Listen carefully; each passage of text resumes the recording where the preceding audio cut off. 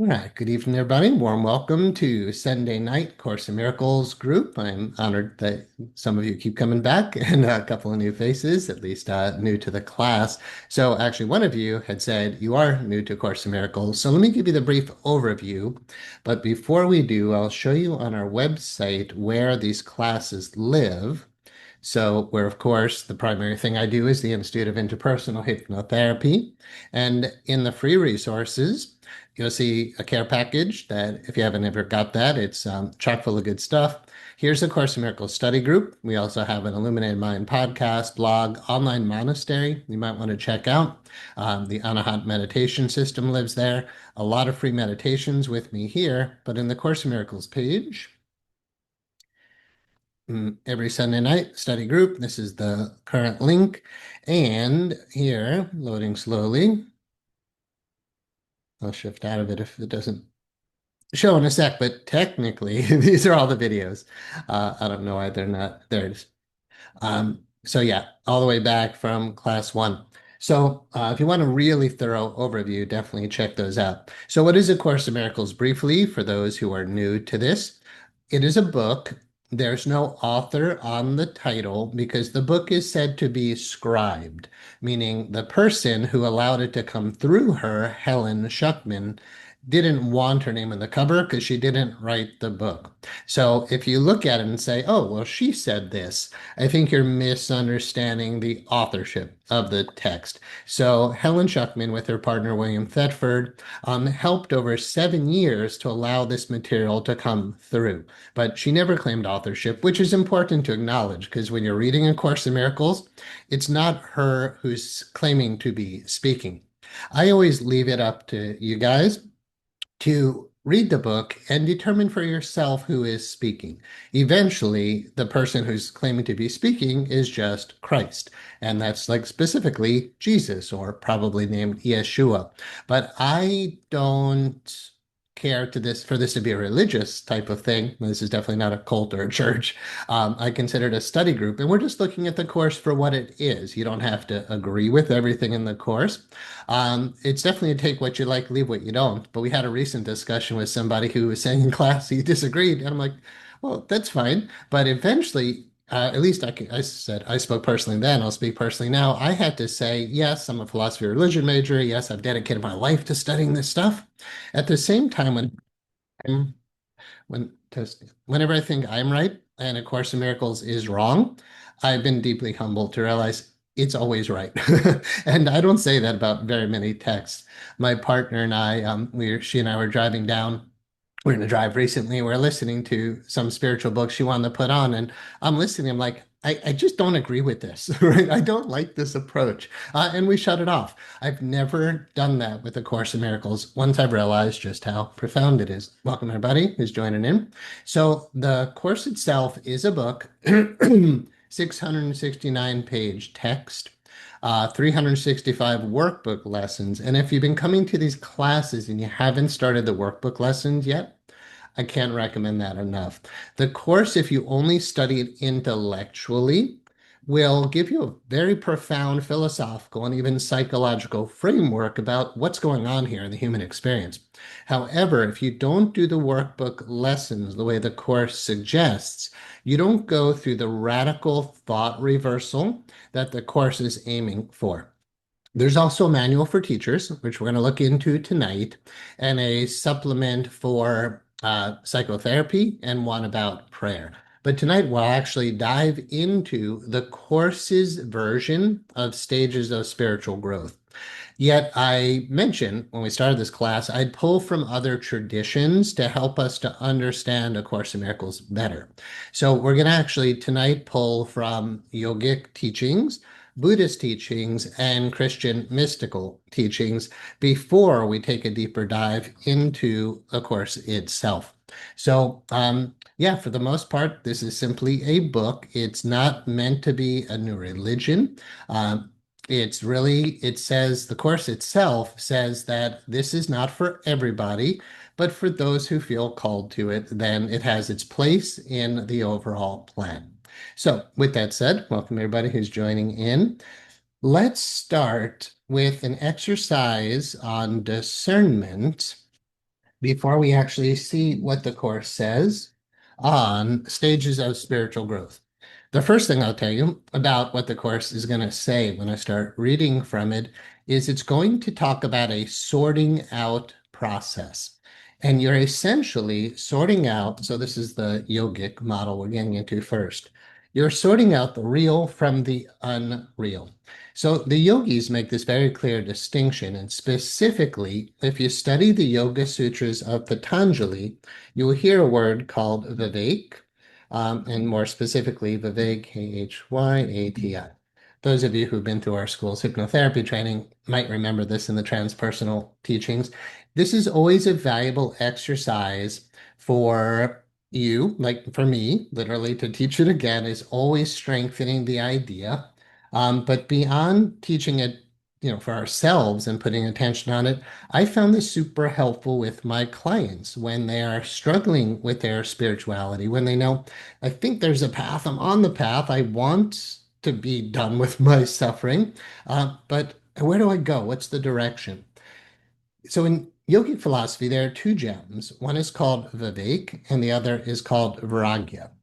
And actually, both terms are relevant. Vivek refers to a discernment between what is real and what's not real. But the key word here is discernment. When the Course talks about a sorting out process that we'll look at tonight, we have to say, well, what are we sorting out?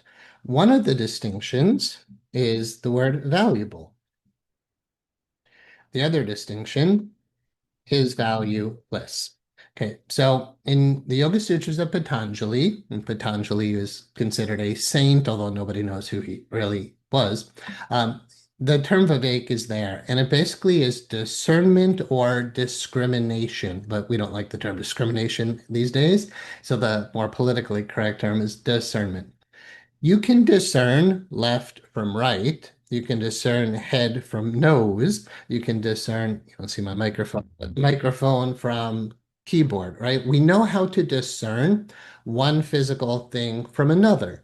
You might also be able to discern one emotion from another, right? Oh, that's anger. Oh, that's kindness. What we usually don't use the power of discernment for is this simple distinction. What is absolutely eternal and real, and those are two more words, absolute and eternal. All right, so what is absolute, eternal, and real? In A Course in Miracles, the word valuable is associated with that. Now we want to discern the difference. So Vivekyati again means discerning wisdom. And you learn to find this within yourself. And if anybody has any questions, I don't see the chat pod, but I will open it. Or raise your hand if you'd like to stop me at any point, or contribute, of course. So real from the unreal, truth from illusion, valuable from what's valueless. Again, the Course is going to talk about a sorting out process. The yogic teachings teach us to discern what is real and what is not real. Essentially, what happens in deep yogic meditation is once you find what's real, you learn to put your attention on it exclusively. Remember, in this class, we've talked about the Course in Miracles saying to be in the kingdom is merely to put your attention on it. And I've given you all the definition of terms over all these classes, but remember the kingdom, well, let's use that word. Remember, they're just words. So, what is a kingdom? I don't know, we could call it anything else, but it's referring to what in A Course in Miracles calls the sonship, which is essentially God's creation. So, we would use the word God up here, and we'd use the word God's creation. Perfect and eternal realities. So, what is the sonship? Basically, what God created. What is that? You. In A Course in Miracles, you are not your own creator. You are spirit. You are a reflection of your source, and you are immortal and eternal. We have that word. The kingdom is that. You are that. And one of the clearest distinctions that yogic philosophy acknowledges about who is this you is its consciousness. So when we talk about it, you might think it's up there, it's on another plane, it's somewhere else. But the Course is saying all you have to do is put your attention on it. But what do you usually put your attention on? In yogic philosophy, we have another word called, it's actually kind of below the line. It's close to the line, but we'll put it below the line. It's called vritti. The term vritti in Sanskrit means basically your thoughts, chit vrittis, fluctuations of consciousness. So the question is, what do you put your attention upon? Vritti refers to externally oriented consciousness. I put my attention, like you're doing now, on the external world, right? I see time and space, or I perceive time and space. I'm aware of changing forms. I'm driving my car. I'm going to work. I'm cooking dinner. That's in the realm of vritti, consciousness focused outwards. It's not a judgment of being wrong. However, what the Course is saying is because your attention is there, you're basically looking for love in all the wrong places. You're looking for what's valuable in a world that is constantly changing. Before we go further with the term, let me move these down a little bit. Before we go further with the term what's below the line, let's also acknowledge something above the line, which is called Narod Vritti in Sanskrit. Narod is, again, Vritti refers to thoughts, essentially, but it's when you take your awareness, your consciousness, and you start turning it back inwards. Narod Vritti is when your mind is totally quiet because you have transcended it. You've gone beyond it. Remember, to be in the kingdom is merely to put your attention on it. So we want to discern, that's the word Vivekyati. You want to, discerning wisdom. We want to Vivek. We want to discern what's real and what's not real, and then start putting your attention on that which is real. But think about what you do put your attention on all the time, and what do you know? Like, look around you right now. What is perfect and eternal right now that you can perceive? Nothing, right? It's all changing, temporary, and finite. So a lot of you throughout this class have struggled with the idea of this world being real, right? You think like everything you see with your bodily eyes is real. What the Course says is if it's changing, temporary, and finite, it's not real. Yogic philosophy says that too. So while our natural way of perceiving might tell us, but what I see is real, my pain is real, this world is real. The Course, along with yogic philosophy, says it's not real only because it's not eternal. When we use the word absolute up here, we use the word relative down here. Relativity, individual points of perception. So I might say it's real that that person violated me. That person might say it's real that I was just calling out for love and trying to get my needs met. Which one of us is right? Below the line, perception is what's below the line, is always from the ego's individual point of view. So essentially, ego is what's below the line. When you, whatever this you is, and the you is actually above the line, and don't think the line means somewhere else. It's right here now, but it's a very helpful model. There's a me, my true self. That's a good term for what's above the line. And there is the idea of a lower self or a human self. The mind is actually above the line. However, most of our minds, according to A Course in Miracles, are in a fallen state. We've taken a detour into fear. Above the line is only love. When we put our attention on that, we will find profound peace, which is the aim of the Course when it comes down to it, to bring you to perfect, oops, get this, to bring you to perfect peace. All right. So to be in the kingdom is to put your attention on the kingdom, which is to put your attention on perfect peace. When we're doing Bhutan Vritti and we're focused on the external world, we have to again ask ourselves, where is peace? Is it just in a beautiful nature setting? Well, it is until a hurricane comes through, right? Is it in, a certain temple or mosque? It is until a comet or a bomb or something falls on it, right? It can't be eternal peace because it's temporary and changing. Above the line is that which is truly meaningful, and below the line is essentially meaningless.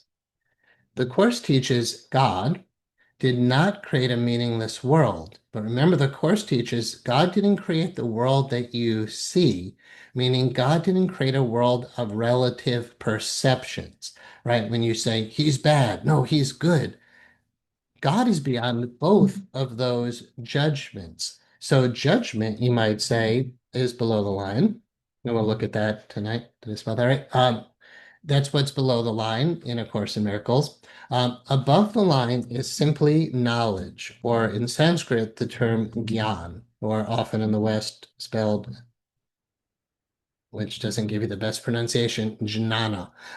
But actually, that ah is extra and the sound is more of a g. So in India, they really corrected me this gyan. It means wisdom. So wisdom is what's above the line. What's below the line? Illusion, delusion, and error. Now you might say, but is it such a clear-cut distinction? Aren't there degrees? Not in A Course in Miracles. In A Course in Miracles, you're either upset or you're at peace, and there are no distinctions. There are no degrees because all upsets rob you of peace. Remember, this isn't a course in philosophical speculation. It's meant to give us a universal experience, and that experience is peace. The question is, what's truly valuable? And again, once we learn what that is, when we can discern the word Vivek, what it is, then we're ready to start to let go. Remember, I said there's two jewels in yogic philosophy, Vivek, meaning discernment, and then Varagya, trying to get that spelling right. Varagya is at the level of the line, and it refers to a letting go, or often you hear that term described as renunciation, which are going to be very relevant in the course teaching tonight. Once we can discern what's real, we need to start to let go of what's unreal. The more you put your attention on what's real, the unreal actually starts to balance itself out. And that's the deep secret. The Course teaches I'm going to put it up above, I need to do nothing because spirit is already, we have the word perfect, it's already whole and complete. Most of what you do is an attempt to find peace and love. But the Course says you don't have to do anything to find peace and love because you are peace and love. You merely need to learn to turn the light around. Instead of Bhutanvriti, where the light of your consciousness is always focused outwards, the Course is gradually saying more and more and more, put your attention on spirit, put your attention on peace. Start valuing that above everything else. The ego down here is in a realm of right and wrong, and it has a very serious need to be right. In A Course in Miracles, it says, I don't care if I'm right or wrong, I just want to be happy. Would you rather be right or would you rather be happy? That's a discernment statement. Okay, I'm right. My point of view is correct. Right? This world is real. Okay. But when you're valuing this world that much and clinging to it, the real deep question is, but are you happy? In A Course in Miracles, it says God being love is also happiness. Now, people have definitely accused A Course in Miracles of toxic positivity because it's saying you can be happy every day. And to a lot of us modern people, we say that's toxic positivity. But what the Course is acknowledging is that there is a reality that you didn't create, and it's always there when your mind is quiet. Soon as your mind is at quiet, it's totally quiet, that perfect peace is always there. That perfect peace is also perfect love. That's not up to human beings. That's when you're like the intellect that could debate that. When you get your mind totally quiet, there's no you there to debate it. But I guarantee what's left is perfect peace and perfect love. And the Course again teaches God being love is also happiness. So another word for that is pure joy. Other words for that are pure bliss. What else is up here? Guidance. A Course in Miracles teaches the only job of a teacher of God, and we can talk about what is the qualification of a teacher of God, but the only role of a teacher of God is to create motivation in their students. So the question is, when you look at what's above the line, do you want that more and more? When you study the great masters and you just see this bliss and this contentment, this deep sense of inner peace, then it should create, and should use in the most gentle sense, it should create motivation to want more, to want more of what's above the line. I mean, ecstasy is what's up here, but guidance. So who's guiding you? Let's talk about the mind below the line. Even though capital M mind is up here, we could say ego or lowercase mind is below the line. Now, it's a big discussion on how could there be mind here and here, but the ego mind you might call the fallen mind, or the idea that you're a lower self, the detour into fear, the long guilt trip, the belief that you're a human being. So the Course teaches that all illness, and by the way, that's below the line, all illness arises from level confusion. So I'll put the word level confusion at the middle here. Level confusion essentially says you are what's above the line. You are that. But in the fallen state, in the detour into fear, in the long forgetting of who you really are, your mind starts thinking wrong thoughts. And what does it essentially say? It says, I am a body. And then everything about the body is what the mind will think. I am small. I am weak. I am dirty. I am disgusting. I am useless. I am something that could be betrayed, something that could be abandoned. I'm something that can be lacking. I'm something that's needy.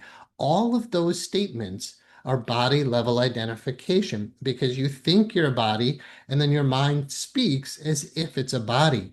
If the body is sick, if it just has a cold and you say, I am sick, the I am is what's above the line. But when I am forgets who it is and takes all of immense power, because where is power? It's above the line. Where is strength? It's above the line. Where is light? It's above the line. When you take all of that power that creates universes and start saying, I'm stupid, I'm bad, I'm dumb, I'm useless, I'm just a body, I'm going to die. Death is below the line, life is above the line.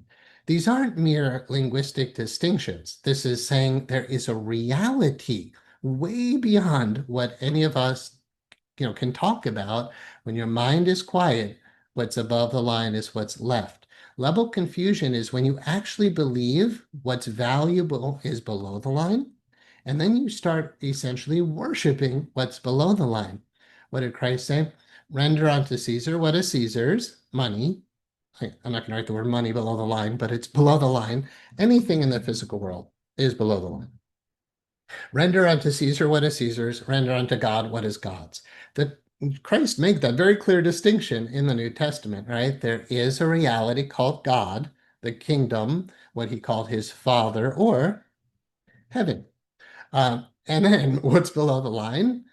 And it's not really hell. So the Course doesn't say this physical world is hell, because the Course says the physical world is an illusion. You can't say something is absolutely that when that something really doesn't actually even exist. Only heaven exists in A Course in Miracles. Love is heaven, and love has no opposite. In A Course in Miracles, love has no opposite. So you don't want to think that what's below the line is actually something that's real, because it's unreal. Just because you might see it a certain way, it doesn't mean it's real. What if you had X-ray vision? And I'm like, wow, I love your skin. And you're looking at that person going, yeah, but they're all just bones. Your perception of things absolutely influences what you're seeing. But remember, someone else sees a completely different world. You also don't see the world. The light comes into your eyes, your eyeballs actually have it flipped over. Your brain reflips it over. Your eyes actually miss little bits of it, and your brain fills in the details. In NLP, that's called the first mental map, the neuro filter, right? The senses take in information, And then the linguistic filter, the second mental map, is when you start labeling what you're seeing, right? That thing called green and brown and tall and moving, I call a tree. Meanwhile, a bird might call that home, right? Just because you see it one way and an animal sees it a different way. They say, when a tree falls in the forest, does it make any sound if nobody's there to hear it? Well, there's plenty of life there to hear it, right? Just because you're not there, right? We're very ego human centric in our worldview. But when you shift to what's above the line and realize I am that, you start taking on a universal approach to life instead of a myopic relative perception of life. Below the line is your body, which doesn't really even die. We say, like, oh, my car died. Your car doesn't die. It's just those parts wore out. Then you throw in the junkyard. The elements just return to their, the constituent elements return to their parts, or the parts return to the, you know what I'm trying to say, right? Those elements return to their source, but there's no depth to that energy. Energy can be created or destroyed. So the body doesn't actually die. It's a bunch of parts that basically disassemble. That's not death. The Course says there is no death. Spirit obviously doesn't die. You as spirit are eternal. And remember, you're not alone here. The sonship is all of us. You can never lose what you love.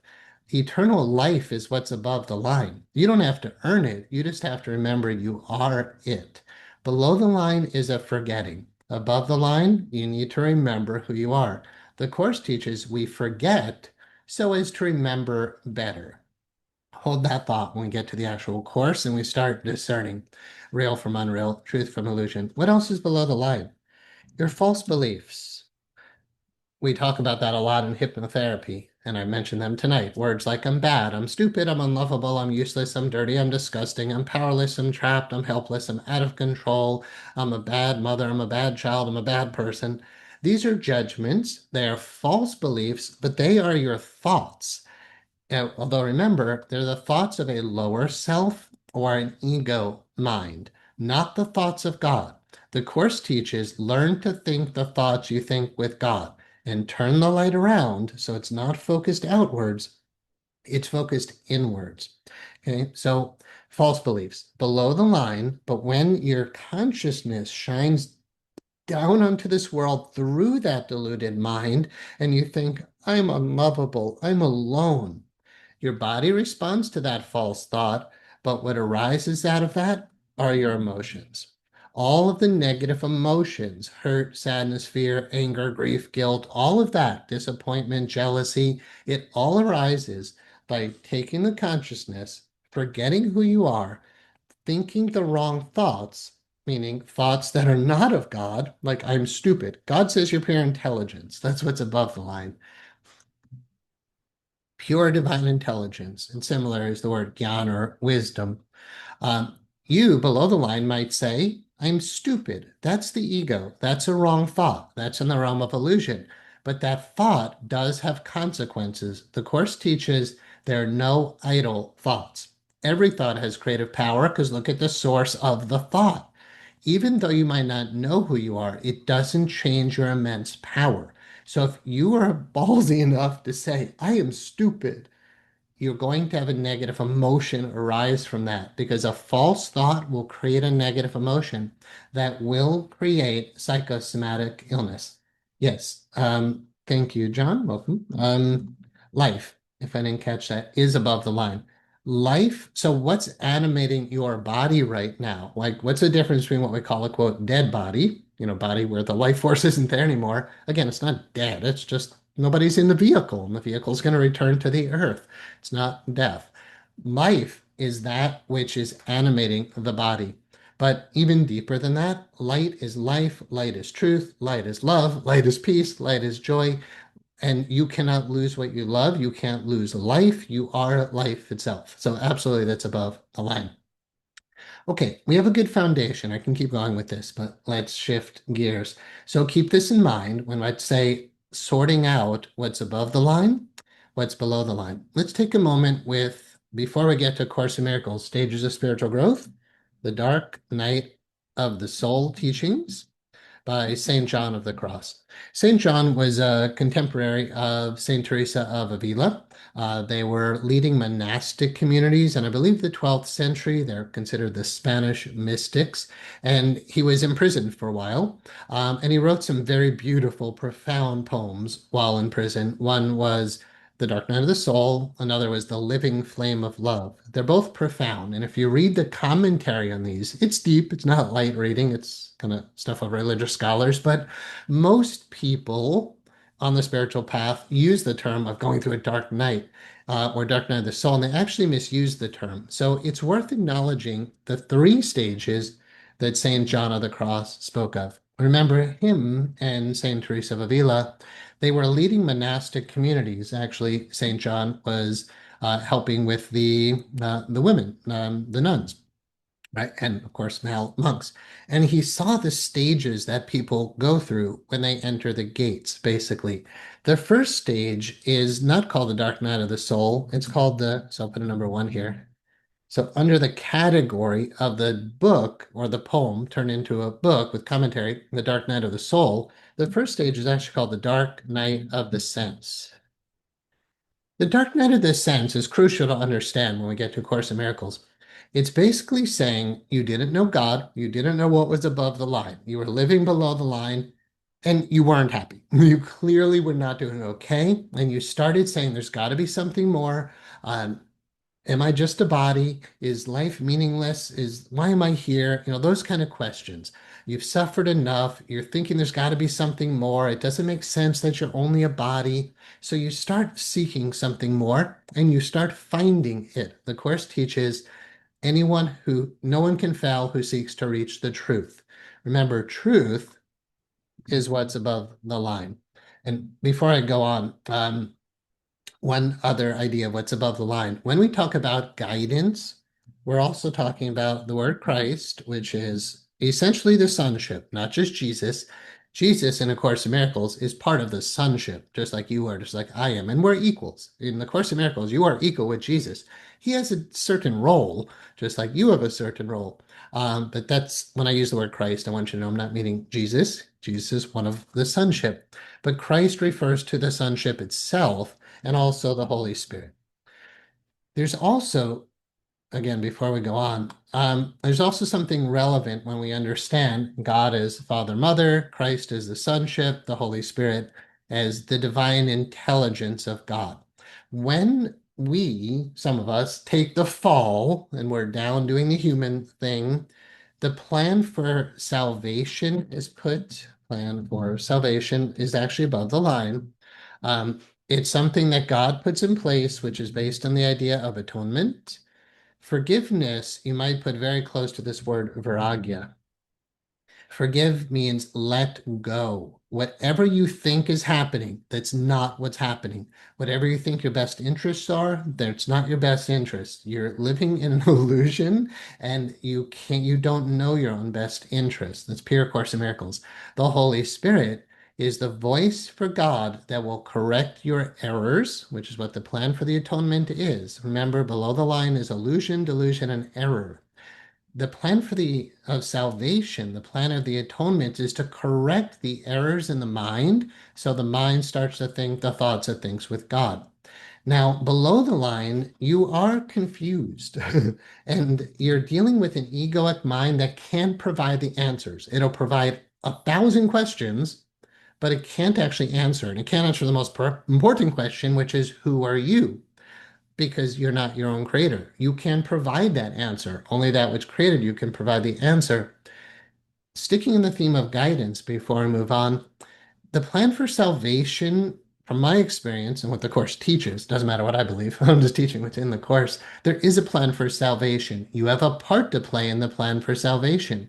The atonement is the great crusade to eliminate all error. The question is, what side of that equation are you on? Are you still doing level confusion and pretending you're a human being? Or are you aligning yourself with spirit and becoming part of that plan? So when we use words like guidance and meaning, I'm going to put some words up here and we'll keep them in context. You're important. So I'm talking about like you here, not just God. You are important. You are valuable. You have a mission, a purpose, or as the Course uses the term frequently, a function. When you start teaching only love, living only from love, you prioritize only that, then you are doing your part in the plan for salvation. Your function is to accept the atonement for yourself. What is the atonement?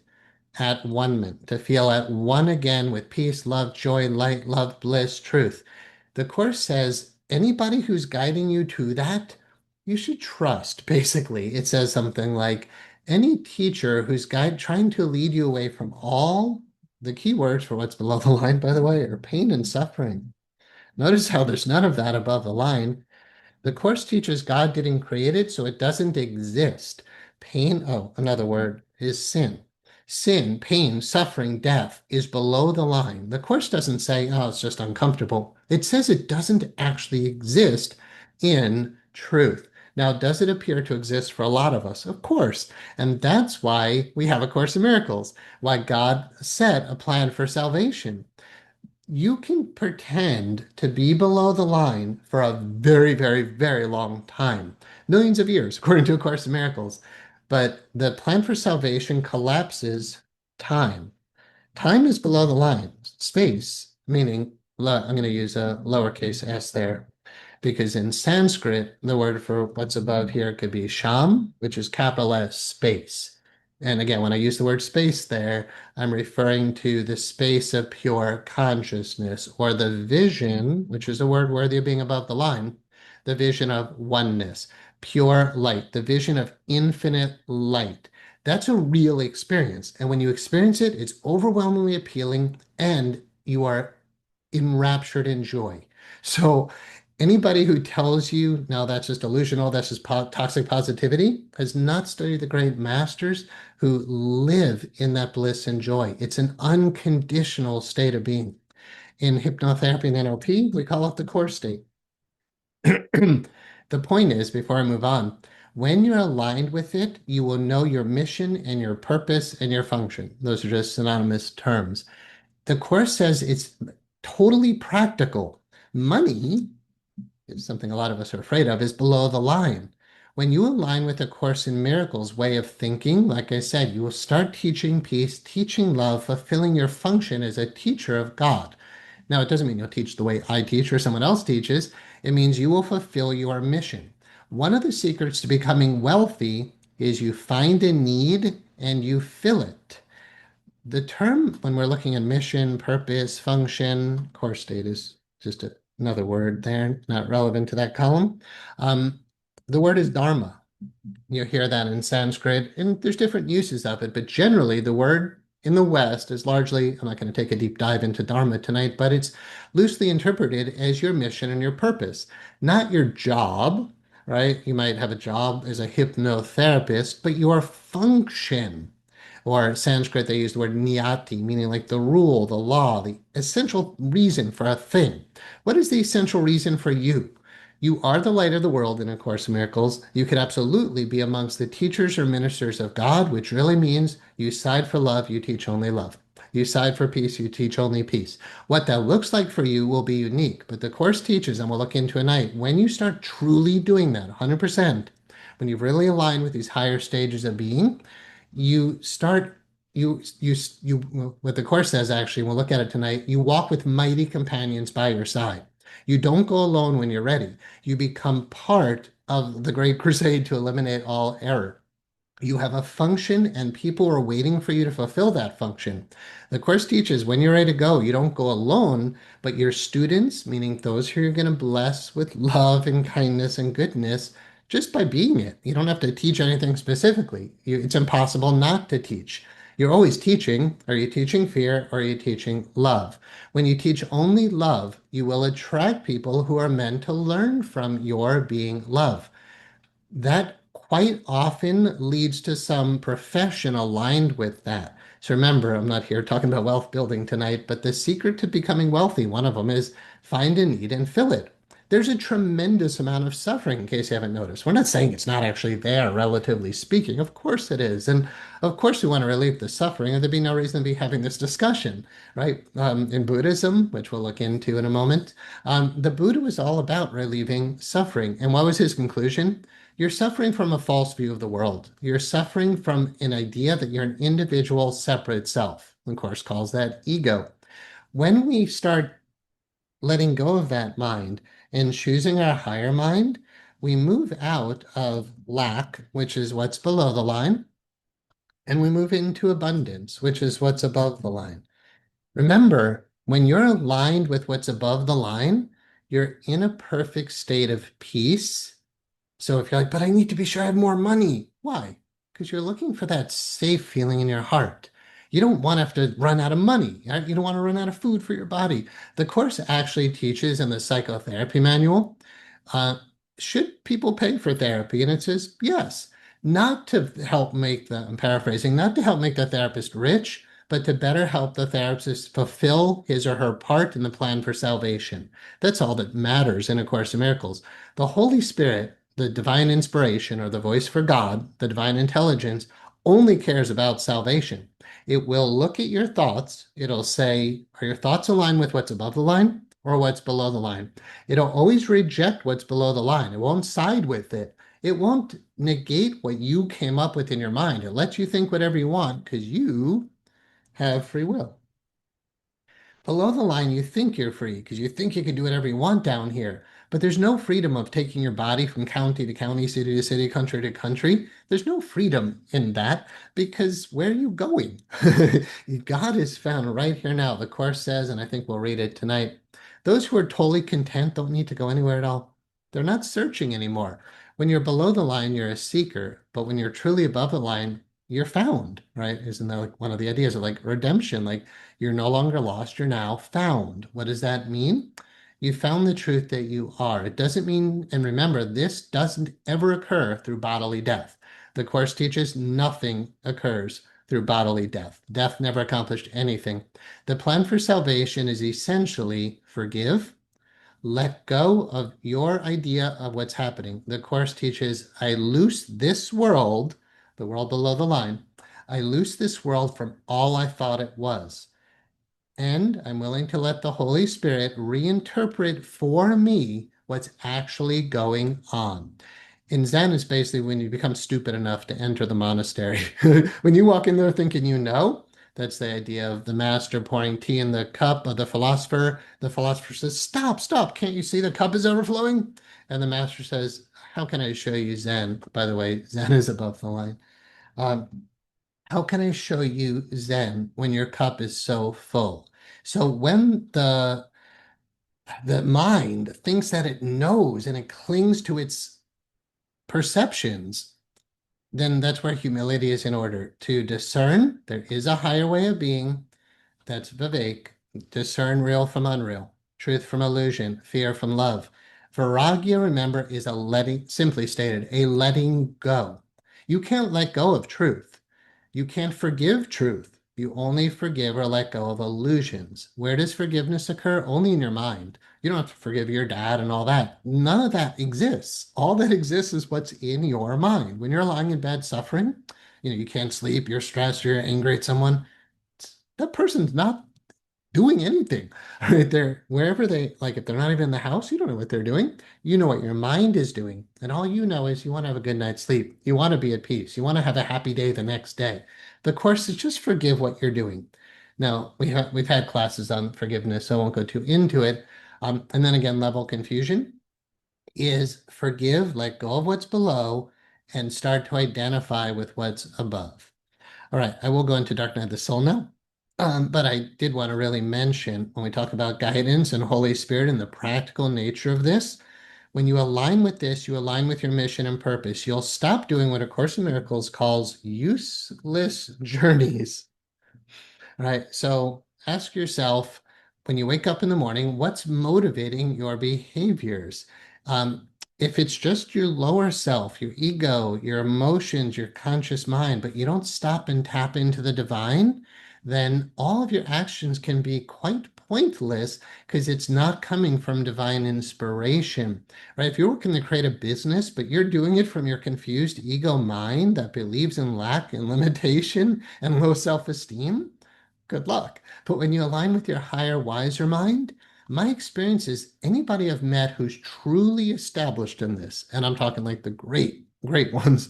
I've met some living masters for sure, and then I've studied a lot of the ones who are no longer in their bodies.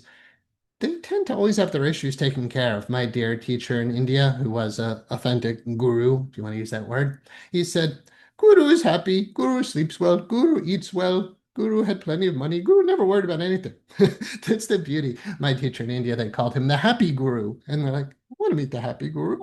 um, Anybody who's not teaching joy is teaching the wrong message because the only message is what's above the line. By the way, you, when you align with this, become a messenger of God. And you could say there's a message here. You're a messenger, and the messenger doesn't choose what the message is, right? If a king gives you a message to take to another country, you don't decide what that message is. You didn't create yourself, nor did you create the plan for salvation. You're just living in what's called the ego's nightmare, or if you make your life better, we call it the ego's happy dream. But what we're really working for is, I'm running out of space here, awakening. Right? Self-realization, enlightenment. Start valuing that. And the fact that you're sitting here listening still means you value that. All right, any questions you're sharing or discussion? And then let's go into Dark Night of the Soul. Then I want to go through briefly the Buddhist ox herding pictures. Then we'll go to A Course in Miracles. It'll be a little bit longer class, but I hope it'll really help you to understand what the stages of spiritual growth are in the text. Okay, great. We can do a Q&A at the end for sure. Appreciate you letting the flow continue. Dark Night of the Soul teachings. First is Dark Night of the Sense. What you'll see in A Course in Miracles and what St. John of the Cross noticed with the monastics he was training, but there's also lay practitioners, meaning those who are not monks. So anybody, whether you're a monk or a lay practitioner, meaning, you're still living at home, you're a homeowner, or what do they call it? A householder, you can still know God, but essentially it's kind of easier for monks because they've already let go of most material possessions. They stopped valuing material possessions quite a while ago. So remember I said in the beginning, you don't know what's above the line, but you are saying there's got to be something more. You're craving it, you're seeking it. Some people make that their profession. That's monastic. Others are just very serious about it. At some point, you will experience the divine, and we'll look at that in the Buddhist ox herding pictures. You'll experience what in Jainism, religion out of India. Mahavira was a contemporary of the Buddha, about 600 BC or so. In Jainism, the term is samyak darshan, and darshan actually is a word related to vision. Samyak darshan is the soul's, and you could use the word soul above the line, but like universal soul, the soul's first glimpse of itself. You will at some point experience what's above the line. In fact, you have. The Course teaches no one who ever has existed has not experienced some light. You've experienced love. You've experienced peace. You have, right? No matter how tough it is right now in your life, you have known what peace is. The Course teaches there's no peace except the peace of God. You've experienced peace and love, meaning you've experienced God. But when you have a spiritual awakening, you experience it as a radical shift. It's like someone turns on the light switch. They call it Kundalini awakening sometimes. Everybody has it different. And the unfolding, the dear Lily here asked me a question. I won't go into the details right now. But your question is based on the unfolding of the spiritual energy within you. Everybody experiences that differently. So you're going to have your own unique experience. But when you experience that all pervasive love and light, you'll never be the same again. You'll become a devotee of it in your own way, and it'll become immensely important to you. So we all become fanatical at some point when we tap into this because we realize what's above the line is infinitely better. It's not even a comparison. Remember, a fanatic is only someone who does something more than you do. So you're like, he's meditating for hours a day. That's no big deal compared to Zen monks. Try 10 to 12 hours a day when you're really serious. So again, increased motivation for people to move in this direction. Once you've had enough of that, this is stage 3 we'll look at on the ox herding pictures, you are really thinking, oh my God, I'm going to feel this bliss and love forever. There's so much light. it will go away and you will move into the dark night of the sense. The dark night of the sense really only happens when you've experienced the divine for a while and then you're really ready for intense growth. Dark night of the sense is when the external things in your life seem to be being stripped away.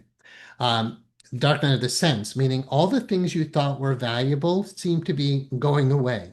The Course teaches none of these changes are anything but beneficial. All those changes are beneficial, but you think there's some sacrifice happening because, oh my God, I was married, but I woke up spiritually and now I'm getting divorced. We see that a lot in our school, honestly. I never wanted that. I didn't open a school to think, hey, we'll get people to start having divorces. Who would ever think that? But I started noticing relationships might end because one person starts really wanting peace, love, joy, bliss, oneness, harmony, health, goodness. The other person's still in the egoic ways, and they either have to harmonize or they're going to eventually separate. So you might say, but God came to me, and then I lost this, and then I lost my home. And then, first of all, remember, you're going to lose what's below the line anyway, because it's temporary, it's changing. So if you think your home and your lover and your health and your job and your money will always be there, that's an illusion.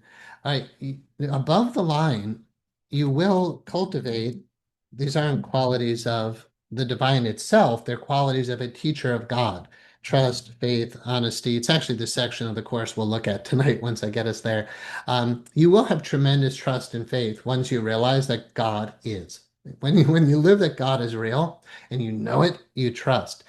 So when things start being taken away from you, that's the dark night of the sense. You're miserable in the dark night of the sense because you can't feel God at the moment, nor is anything in the world giving you pleasure. Ramakrishna, a great Indian saint, he said, the world has lost its salt. Nothing outside is meaningful or valuable at all anymore. What's the value of external things to the Holy Spirit, to the mind of God? The spirit will use anything to help you to come back home above the line. Well, let's just, I'm running out of space, but I'll put the word home here. All right, home is above the line. Spirit will use every situation to help you to get back there, including having things drop away that you thought were really valuable, because you need to sort out what's valuable from what's valueless, and Varagya, let go of what's valueless. All the changes happen in your life during the dark night of the sense, which could go on for years, are happening for your greatest good, whether you can see it or not. But you're not feeling divine love during the dark night of the sense, but nor are you finding it in the world. So you're basically not just depressed, but depressed because you really can't find God anymore, even though you've tasted it. That's the difference. If somebody says, oh, I'm going through a dark night of the soul, no, you're just depressed. But this is for mystics who have found God and become mad for God, can't feel it anymore, but also all the stuff is going away. The relationships are dropping away. Your life is radically changing. The changes do need to occur, and it often is considered an uncomfortable time. The Course says it doesn't have to be, but it often is. We'll look into it in a moment. The next is the dark night of the soul. This is where you do tap into divine love again. You've been doing your meditation, you've been doing spiritual discipline, prayer, yoga, contemplation, whatever you do. Course in Miracles lessons for sure. You do practices and you start tapping into God again. And now it's beautiful, it's awe-inspiring. You're become a holy roller, you're rolling in the ground in ecstasy. You're in this stage of being what we call a bliss bunny. I saw this living in different ashrams and monasteries. People who are just, it's like this rather immature stage of spiritual awakening where you're running around chanting and you're rolling in the ground and it's cute. But the problem at that stage is there's still a lot of spiritual ego. You haven't gone as far as you think. You're not as purified as you think. So while you're blissing out in these earlier stages, and again, this is usually found in monastics. People have meditated or pray or whatever spiritual practice for hours and hours a day. They're getting the fruits of those actions, and then no matter what they do, they can't tap in anymore. One of the best stories on this is Rumi. If you study the great mystic poet Jalaluddin Rumi and his teacher Shams, Rumi became infatuated with his teacher Shams.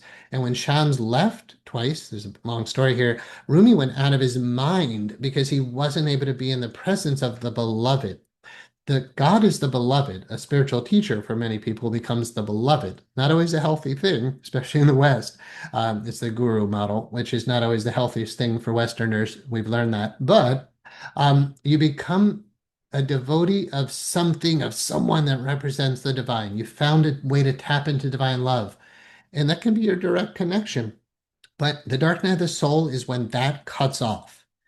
And you know you can't find it in what's below the line because there's nothing there. And now you can't find God. What St. John of the Cross described that as is a drying out so you could burn. If you don't go through these dark nights, then you can't burn for God. Once you move through the latter stages of ego in the dark night, which is largely your spiritual ego, the the deep teachers in the monastic communities talk about it's like spiritual pride and vanity and these very subtle things like, oh, look how spiritual I am. I'm more holy than them. I'm more forgiving than them. I would never eat meat because I'm too nice. That's all ego because they're thoughts, right? Those are thoughts. It doesn't mean you won't be loving and kind to people and animals because you are love. There's no cruelty in you. But while your ego is still playing, masquerading as a spiritual being, as a saint, like while you're still claiming to be a saint, usually you need to go through the dark night of the soul. Eventually, you come out into what's called the perfect union in divine love. And that is, according to these teachings, uh, something that'll never go away. Once you've earned it, it's always there. And A Course in Miracles clearly shows this. Once you've done the lessons enough, it will be impossible for you not to be able to tap into that piece again. Even if you lose it for a moment, you'll see this in what I read tonight. Um, you'll be able to apply the teaching. It's called the transfer value in A Course in Miracles to anything happen in your life, any challenge, any upset. The Course actually says there are no challenges for someone who lives above the line because certainty doesn't have challenges. You know what you need to do, you just do it. When you're below the line, you think there are decisions to be made. Once you make the one decision to fully accept the atonement for yourself, to unite your mind with God, there are no more decisions to be made because you never act without consulting with your source. And when source says, yep, that's the way to go, you do it without fear, with total certainty. That's essentially the perfect union in divine love. Is not just I've merged into pure bliss and I'm never seen again. You're actually in the world fulfilling your mission, but the world for you has become heaven. Your life is meaningful and valuable. It is abundant. It's rich. It's just everything you'd ever want to experience.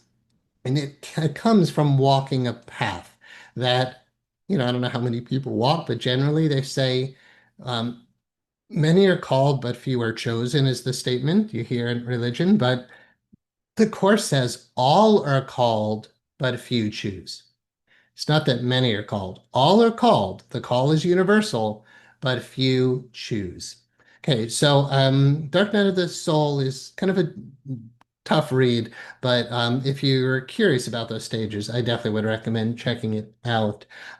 These teachings I've never seen presented in this way in a spreadsheet, but they come largely from the Yoga Sutras of Patanjali. Any questions you're sharing? And then let's take a moment while I'm doing that. Let's look at the Buddhist ox herding pictures because these are pretty. Now this, I hope I could spend hours talking about this. I'll try to do it within 20 minutes or so. The reason I said because these are pretty, my new book called Facilitating Enlightenment, Interpersonal Hypnotherapy is a Path of Self-Realization. It's available on Amazon. I had our wonderful artist, Diletta DeSantis in Turin, Italy, who did the covers and a lot of our art for the school and the logos. She actually did these pictures for me. So I own the copyright. It's in the new book, but you don't see the color versions in the book. So I hope you enjoy them here. So this is stage one, seeking the ox. We intentionally put a more androgynous figure here because usually it's a boy. And notice that she is holding a whip and a rope. I'm just going to say he because it's easier, but as you can tell, I'm honoring all beings can walk this path. He's holding a whip and a rope. He doesn't know what those are for. Notice that he only sees the world. He is actually looking towards the world in the image, in a sense. He's not looking back towards the light that's behind him. He's looking at matter. He's looking at time and space, just like everyone else does, right? Because every human being is doing this. This is Bhutan Vritti. This is my consciousness is going outwards in the world. But why is he in stage one as opposed to most everyone else? Because he's entered the gates. What does it mean to enter the gates? It's when you start saying there's got to be something more. It's when you start seeking. And I don't think you could be in a class or watching this video. You wouldn't be paying attention to something like this if you weren't already starting to seek. Emily said, I'm reading the Arahant meditation system now and was actually on the ox herding picture section this morning. Nice. I have to admit, when I thought about my books recently, I'm like, my God, my interpersonal hypnotherapy book, Facilitating Enlightenment, Arahant Meditation, and the Sacred Geometry of Meditation, all four, and if I mention redefining facilitation, I've written 6 books. At least 4 of those go through the ox herding pictures. They have been that valuable to me as a facilitator. The reason I wrote the book Facilitating Enlightenment is I realized most styles of facilitation or therapy aren't moving people to enlightenment. It's not the intention of the work. It, in my opinion, should be the only intention of the work, because if not, you have the blind leading the blind. You're not, it's good. Thank God people are out there helping people the best they can. But the only true help is to get someone above that line. And again, that doesn't mean out of the body or after death. It's just a radical shift in the way you're seeing and experiencing yourself in the world. In stage one, you are seeking that, but you've never experienced it. And a lot of you might be here, honestly. You're like, I'm loving these kind of teachings. I'm really interested in spiritual stuff, but I don't know if any of this is real. I have students all the time say, what do you say to someone who's a total beginner who's kind of atheistic? I'm like, well, you're here. I say, have beginner's mind, have don't know mind, be humble, be willing to be wrong, and realize others have walked this path before you. So stage one is when you just start seeking, but it's kind of exciting because you realize maybe there is a path and maybe there is a way out of this suffering and this lack and this fear. Stage two is called finding the tracks. Here, he's looking in the opposite direction. He's following footprints. They're the footprints of the ox, which we'll talk about in a moment. But essentially, this is when you start hearing the teachings of the great masters. Why would that happen? Because of the law of attraction. You start emanating a vibe of, I want teachings, I want teachers, I want books. But beyond that, I want to know what's real, what's eternal, what's true. Why am I here? What's the point? Because stage one, you were asking. Stage two, you will start getting answers. You haven't had an experience yet, but you're getting answers. You don't know what the whip and the rope are for, but you've got resources whether you know them or not. The footprints are the teachings of the great masters. So read Autobiography of a Yogi from Paramahansa Yogananda, or a great book for those interested by Chögyam Trungpa, Cutting Through Spiritual Materialism, is a great way to kind of sort out what are these early stages and where are we going.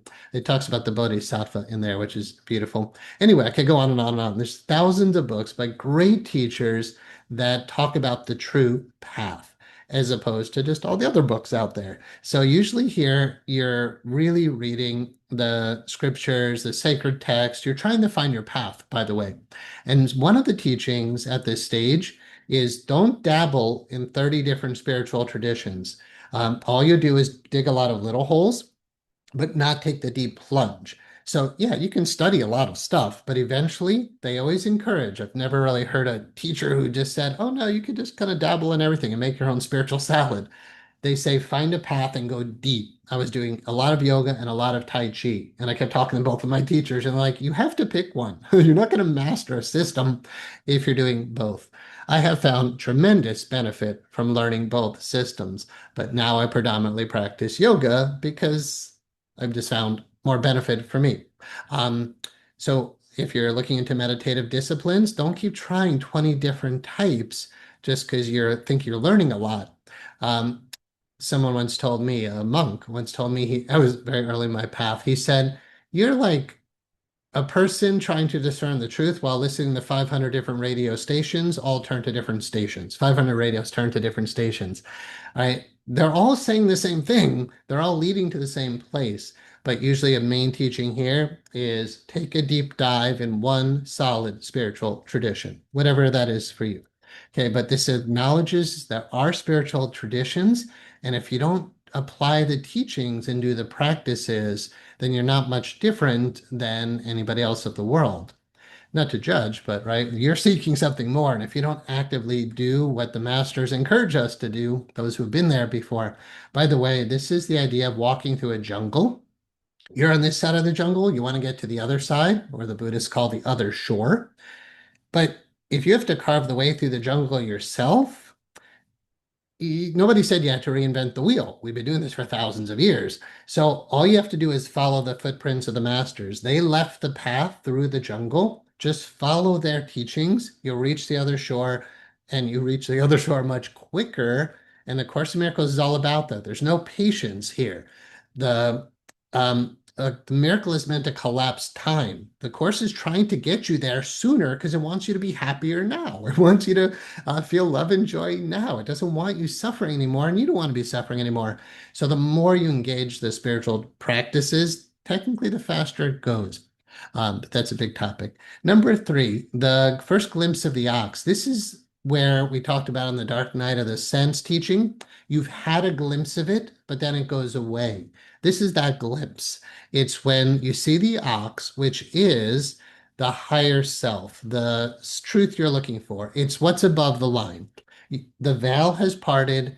You've seen the great rays, as the Course in Miracles talks about. You've experienced light. Now, again, I won't spend a lot of time talking about it, but if you're wondering if you've had this experience, you haven't. Because it's not like, well, I was happy one day. No, this is like possibly 4 days on the floor where the whole room is filled with light.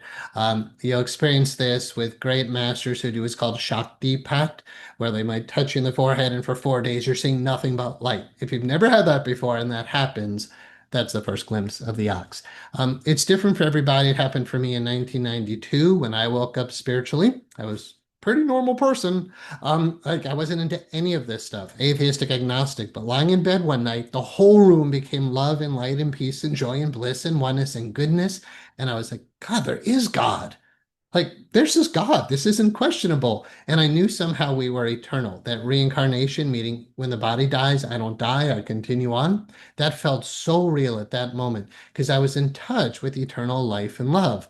I'm not ever willing to debate that. So when you've had the experience, you'll know you had the experience. Now, what is it is what you dedicate your life to finding out. This is the first glimpse. And even though my artist put the whip here because we didn't dissect every little detail, you're not really ready to whip the ox yet. You don't quite know what that's all about, but you'll see it on the next slide. So this is the first glimpse of God, basically, for someone who's been seeking. Catching the ox is where you start putting more and more attention on the higher self, on what's above the line. You turn the light around, you're meditating more. Now the whip and the rope come into play. And what is that? Simply stated, because it's a deep teaching, spiritual discipline, or the whip and the rope, or Vivek and Varagya. Discern what's real and not real. Varagya, let go of what's unreal. Notice how there's 2 here. You could say there's a higher self and a lower self, and that's the struggle, or the spiritual self and the ego. Here, the ox seems to represent the ego, but there is a shift that starts to occur. At first, you think you're a lower self, below the line, and you have a higher self. Eventually, you realize, I am the higher self, and I'm working on my lower self. So eventually, the boy, girl, the person here, our protagonist, realizes, I am the light, but I've got this beast of an ego, all my negative emotions, all my negative thoughts, all my judgments, all my frustrations, all my upsets, all my grievances, all of that stuff, including just simple hopes and dreams and preferences, everything that makes you not happy. You've got to do the work now. And no one can do the work but you. There are facilitators, of course, but it's usually a lot of spiritual discipline to catch the ox. Catching implies you got to start to reel in your mind and get it to stop seeking the grasses of the world, get it to start seeking the divine itself. Eventually, you'll make progress. You'll tame the ox, your mind will be more peaceful. You'll be able to focus on the higher self more. You'll get more glimpses of peace, more glimpses of bliss. You'll start by having spiritual awakenings, chakras start opening. There's more internal light and love, but you still have to do spiritual practice to maintain that. You never let go of your whip and rope here. This is a brief overview of very deep stages now, but we teach them in the school. I teach them in the Anahat meditation system lectures that are free, and they're also, as I said, in my books. Stage 6 is called Riding the Ox Home. It's where you're starting to tap into a meditative state called Anand Samadhi, which essentially is a state of oneness filled with bliss. When you meditate, you're playing the flute now. You're not using whip and rope. The ox becomes much more of the lower self of your body, mind, and emotions, but it's disciplined, it eats the right foods, it likes to do spiritual practice, it can meditate for hours a day, it enjoys reading scripture, where in the past you hated having to sit down. Now you're like, I want more, I want more. It becomes quite blissful and a lot easier because the momentum to get out of the Earth's gravitational force, like they say, it takes a rocket ship far more energy to get out of the Earth's atmosphere than it does around the moon and back. So this is where the rocket ship is really gaining momentum. Now, stage 7, ox forgotten, self alone. This state in meditation would be called asmita samadhi, where the individual, who still kind of feels somewhat of an individual, in Sanskrit is called jivatma, the sense of I'm still an individual self, like I'm a soul, and I know I'm a soul, and I'm meditating on the universal soul. It's really when you close your eyes and your consciousness just goes right to love and light, and that's all you put your attention on. When you pranam, when you bow, you're acknowledging that because it's there. It's always there. You're a devotee of it. It doesn't matter if you're a emotional, ecstatic, devotional devotee or just a meditator who puts their attention there or you contemplate it. But the point is, it has become the pole star of your life and nothing else really matters. Ramakrishna said, your responsibilities more and more will be taken away as you focus on the light. And that is very relevant to what I'm going to read from A Course in Miracles tonight. The sorting out process means you're going to start letting go of material things. Now, it doesn't mean you have to get rid of your home. Don't start renouncing things based on these teachings. But when they drop away, be grateful that they do, and you will find more joy inside. Yeah, okay. I sold one car recently and I sold a travel trailer I had, and oh my God, I was so grateful. Everything I let go of, one less material thing, is beautiful instead of, oh, I needed that. Your external things are not the source of your happiness. Here, what it's saying is focus only on the divine, and when the other things drop away, be grateful that they do. You're not losing anything valuable. Stage 8, ox forgotten, self alone. This is essentially beyond words, hence there's nothing in the image. We put some stains in there just for the artistic thing, but really it's just an empty circle. It essentially is the image, and spirit is beyond image. It is the image of spirit. It is the vision of oneness. It's the pure merging into pure consciousness, into Sat Chit Anand, pure consciousness, pure existence, pure bliss. It's the return to the kingdom. It's the atonement. It's the annihilation, or the Sufis call it fana, the annihilation of the false self. It's Buddha's nirvana, in a sense. Now, this was considered the top of the mountain for a long time in the traditions. Once you got here, you're done. It's golden. You've achieved enlightenment. Now you can leave this world. You've achieved moksha. You've achieved liberation, and screw everybody else. That was the problem with seeing, hey, I reached the top of the mountain. I'm done. In A Course in Miracles, you are not done once you reach the top of the mountain. And in Buddhism, this comes largely from the Zen tradition. They realized, no, this isn't the final stage at all, and it's extremely relevant to Course in Miracles. Returning to the source, notice there's no boy, there's no seeker, and the circle is implied, meaning spirit is there, but this is the kibriya, as the Sufis talk about, the glory of God, which is this very earth itself, which is A Course in Miracles says, creation's gentleness is all I see.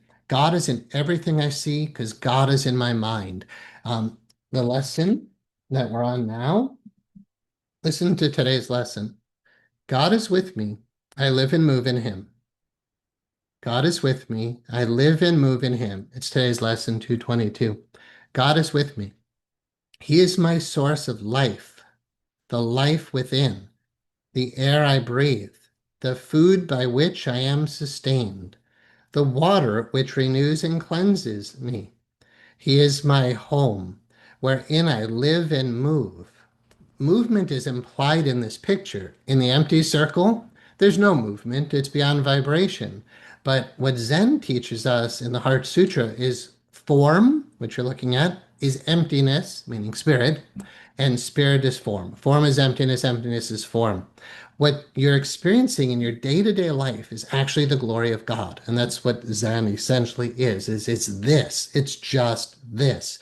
When you've got no mind in the way, this moment, or the holy instant, as A Course in Miracles calls it, is the divine itself. He is my home wherein I live and move. The spirit which directs my actions, right, guidance, offers me its thoughts and guarantees my safety from all pain. Remember to not listen to such a source that's trying to save you of all pain, to argue with it, to think we know better. Um, what's the practical benefit of that, right? This is working to keep us from all pain. He covers me with kindness and with care. That's the perfect union in divine love. And holds in love the child he, God, shines upon, who also shines on him. God shines on you, you shine on God. Why? Because you're the light of the world and there's nothing but God. You're shining God, God shining in you. You're grateful to God, God's grateful to you. Rumi said, don't just think the drop alone becomes the ocean too becomes the drop. The perfect union in divine love. How still is he who knows the truth of what he speaks today?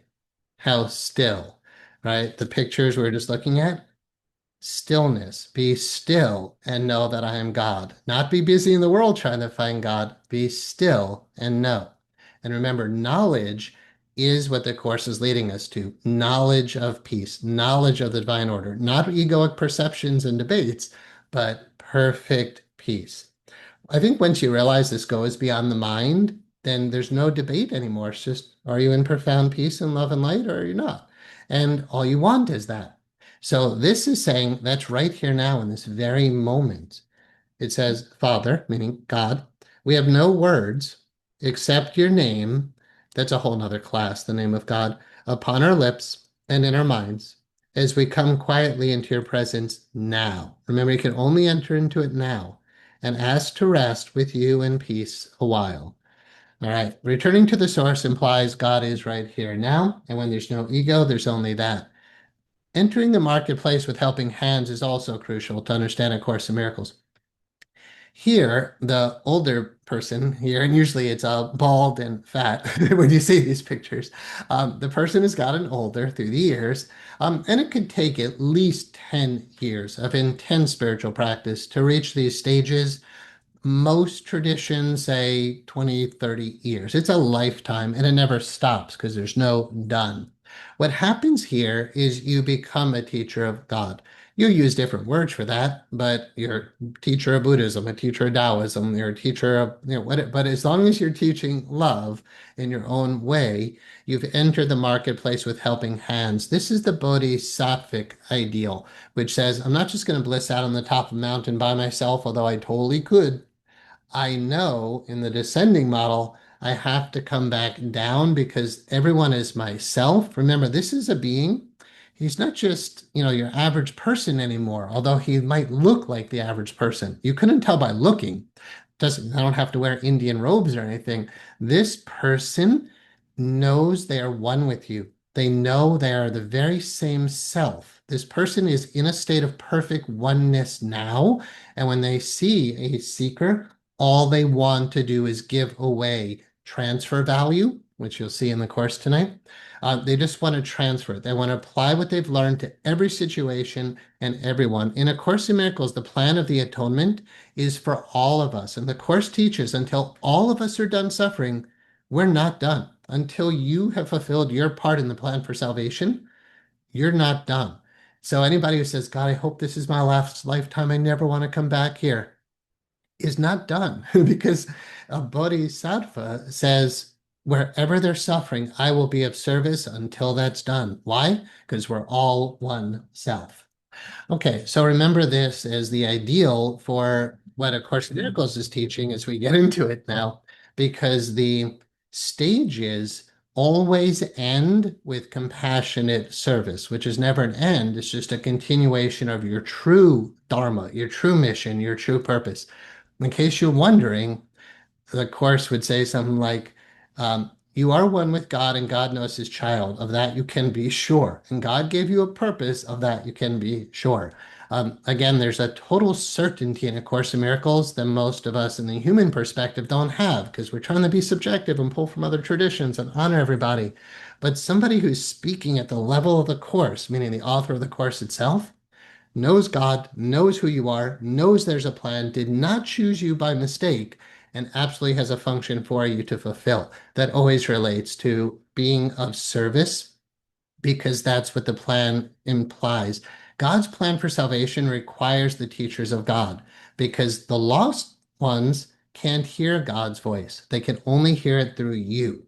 And that's why you are a very important part in the bigger plan. Okay, with that said, thank you for listening. Feel free to interact anytime, but let's actually, before we get to a 2-hour mark, let's go into the Manual for Teachers, page 10. And so what is the Manual for Teachers briefly? It kind of goes without saying. It's a manual for teachers. It actually is an easier read, in my opinion, than the text. It is a question answer style. Is reincarnation so? It answers it. Are psychic powers available? And it says, it gives you really good, clear answers. We're on this section that starts in page 9 called What are the Characteristics of God's Teachers? The characteristics are not love, peace, joy, bliss, oneness. That's what we all have as our divine inheritance. It's not something you earn, it's what you are. But these are qualities that develop over years of spiritual discipline. And I'll read them quickly. Number 1 is trust. 2 is honesty. 3, tolerance. 4, gentleness. 5 is joy. 6 is defenselessness. 7, generosity. 8, patience. 9, faithfulness. And 10, you can see here, but 10 is open-minded. Okay, just stuck. 10 is open-mindedness.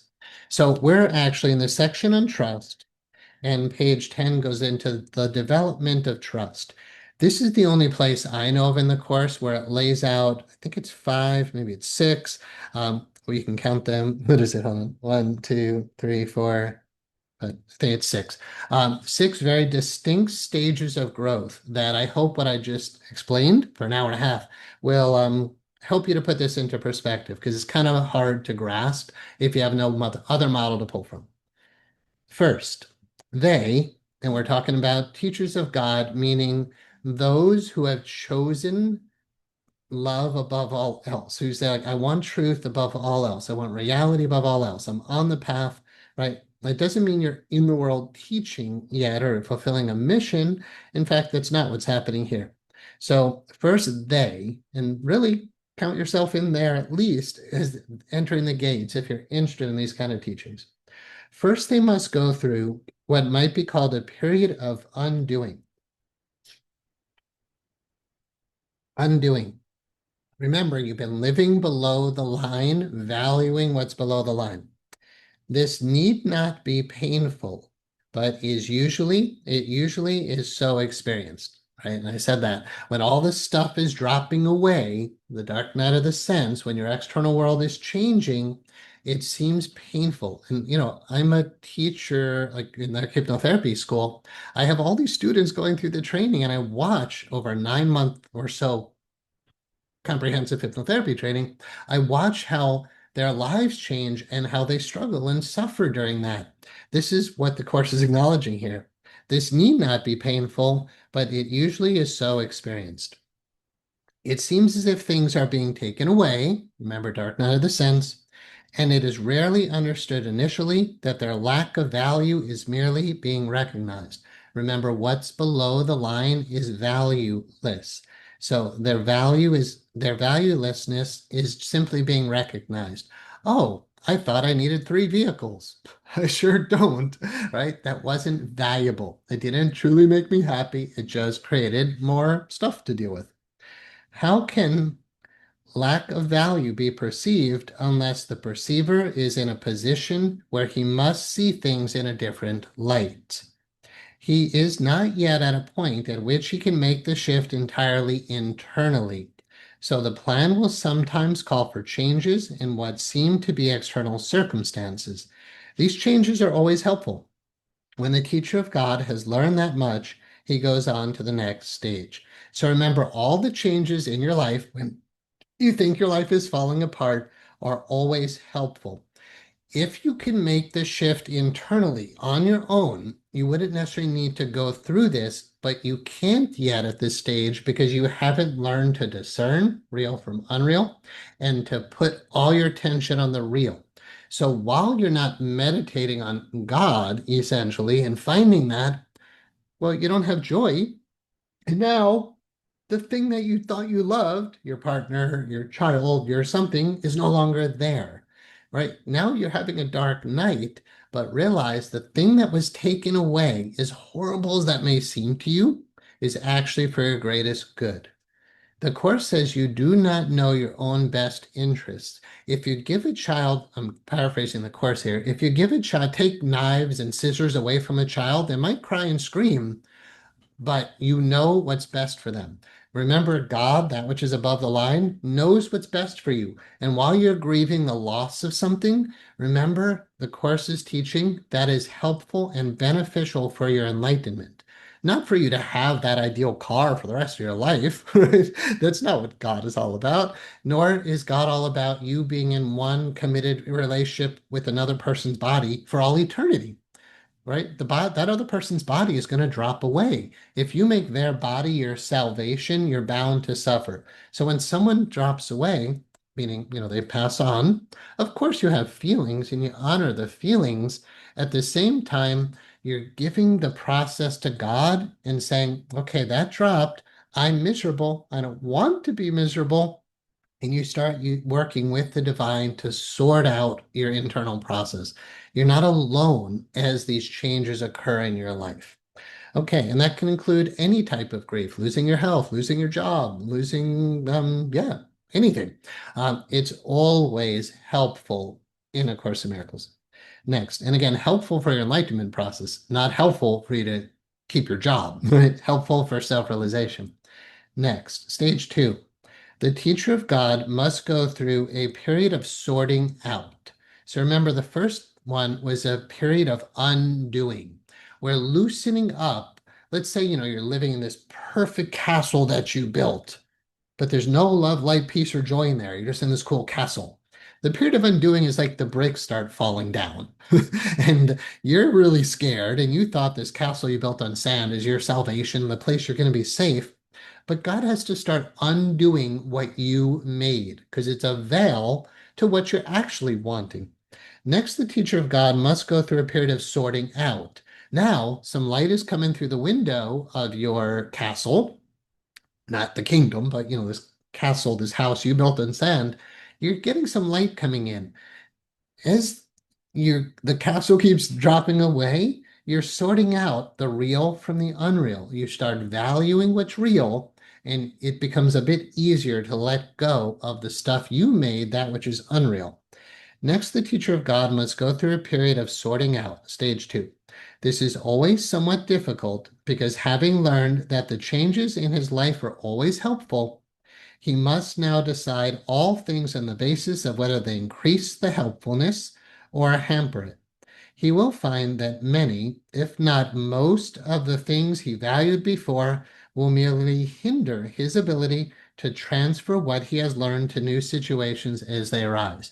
So remember the idea of transfer value in A Course in Miracles is not like, how do I deal with one specific thing?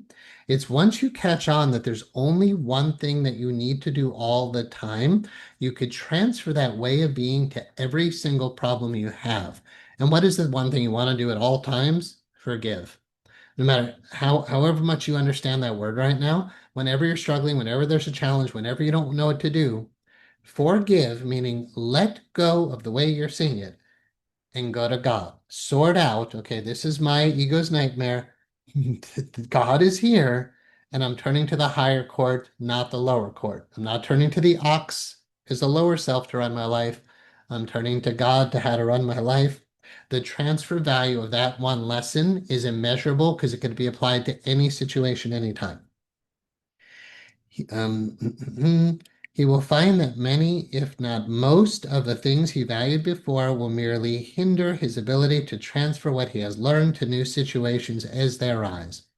Because he has valued what is really valueless, he will not generalize the lesson for fear of loss and sacrifice. Again, in these earlier stages, you think what's truly valuable is being taken away from you, not realizing that getting that one shift says it doesn't matter because I'm always letting the divine lead. It takes great learning to understand that all things, events, encounters, and circumstances are helpful. It is only to the extent to which they are helpful that any degree of reality should be accorded them in this world of illusion. The word value can be applied to nothing else. So remember, below the line is a world of illusion. What the Course is asking us to do here is sort out what's above that line. And again, I gave you that model because the Course in Miracles doesn't talk in that way. There's what's above the line, what's below the line. Sort out the difference. When changes are happening below the line, trust is for your greatest good. Meanwhile, keep both eyes on source, and whatever's happening down there, it doesn't even matter. You've just surrendered what's down there, and you're just clinging to the source. The third stage, through which the teacher of God must go, can be called a period of relinquishment. If this is interpreted as giving up the desirable, it will engender enormous conflict. That's the word Varagya, renouncing or relinquishing. Again, you don't have to do it yourself. You don't say, I'm not having sex because I'm spiritual. You usually renounce things you're not okay with, right? I'm not going to interact with men because I've renounced them. You're just not okay with the things that you're choosing to renounce. Yogis teach you don't cling and don't push away. In Sanskrit, it's called rag and dvesh. Rag is clinging to that thing you think is valuable, and dvesh is pushing it away. Don't cling and don't push away. Varagya it. Renounce it or relinquish, meaning just let it go. It's like you're on a bridge and there's water going through and there's a log going by and you've grabbed that log. Don't push the log away. And don't hold on to it. Just forgive. Let go. Renounce. The log will float away. Time and space is floating by. You're the eternal spirit. Time and space is moving past you. Once you start valuing you, the observer who's on the bridge, you stop clinging to what's below and you stop suffering. Buddha said essentially the cause of all suffering is your ego is clinging to that which is changing, simply stated. But when you say, okay, that's changing, I'm observing. Don't just look down at this river and hope it can be a certain way. You don't care how the river is anymore. You're putting your attention on the source. You're turning, remember, it's called Narod Vritti. We're turning our attention inwards. We're turning the light around. You do it more and more each day, and you will start finding a period of relinquishment is happening. The external world is changing. And it says you might think that there's you're giving up something desirable. Um, And if you do, it will engender enormous conflict. Few teachers of God escape this distress entirely. There is, however, no point in sorting out the valuable from the valueless unless the next obvious step is taken. So, sorting out the valuable from the valueless. Therefore, the period of overlap is apt to be one in which the teacher of God feels called upon to sacrifice his own best interests on behalf of truth. He has not realized as yet how wholly impossible such a demand would be. He can learn this only as he actually does give up the valueless. Through this, he learns that where he anticipated grief, he finds a happy lightheartedness instead. Where he thought something was asked of him, he finds a gift bestowed on him. In core transformation, we basically ask one question. Okay, you're feeling that. What would feel better? Whatever it is, just what would feel better? What would feel better? Okay, feel that. What would feel better? What would feel better? People usually start with things. Oh, it'd feel better to have that new car. It'd feel better to have the new partner. It'd feel better to have more money. It'd feel better. Okay, why do you want all that? You're just going to say, because I want to feel something. You don't want things that make you feel bad. I want all those things because they're going to give me positive emotions. I want to be happy. I want to feel safe. I want to feel loved. I want to feel confident. Why do you want all those feelings? Eventually, you will say, because I just want to be at peace. When it comes down to it, every time you ask that question, why do you want that? What for? The Course says always ask whenever you do something, what for? Because are you going on a useless journey? All right, what for? Or are you like, I don't need to do that. I'm going to put my attention on peace and bliss because that's all I want anyway. You can cut out the middleman, right? You don't have to have to be. You don't have to do to be. Having and being in A Course in Miracles are the same. Having peace really means do nothing. Just find the peace of your own soul and put your attention on it. And you do nothing. So you don't have to do to be. You don't have to have the thing called money to be the thing called safe and secure. You don't have to have the thing called a partner to be the thing called love. Okay, so you're realizing when these things are dropping away, you're actually finding a happy lightheartedness instead because you're like, wow, I didn't actually need that. And now I don't have that complication. I have less, but I have more internally. The Course actually teaches, and we'll talk about this, I think, next week or soon enough, to have, give all to all. That's why one of the qualities of a teacher of God is generosity. To have, give all to all. The Course teaches a teacher of God would never want something he or she couldn't give away. You wouldn't want something if you couldn't give it away, because what we give amplifies in our life. The more peace you give, the more love, the peace you get. The more love you give, the more love you get. That's all you want. The more you give that, the universe simply takes care of the details. Next, stage 4. Now comes a period of settling down. This is a quiet time in which the teacher of God rests a while in reasonable peace. He consolidates his learning. Now he begins to see the transfer value of what he has learned. Its potential is literally staggering. I think the one word I question in the Course sometimes, I don't think it means literal, I think it means figuratively, but um, its potential is literally staggering. So, however you interpret that word, but literally staggering. He begins to see the transfer value is what he has learned. When you see that every time you help someone, there's a blessing that occurs and their life is better off, and there's a ripple effect, and you start seeing it over and over and over again in your life. It's staggering how powerful a teacher of God can be to influence lives. The Course in the Manual for Teachers said, how many teachers of God are required for the plan for salvation? And it says, one. Just one, dear teacher, only one. You don't realize that yet, but basically it's saying, tag, you're it. You are that valuable and important. God wouldn't be God without you, and the plan for salvation can't be completed without you.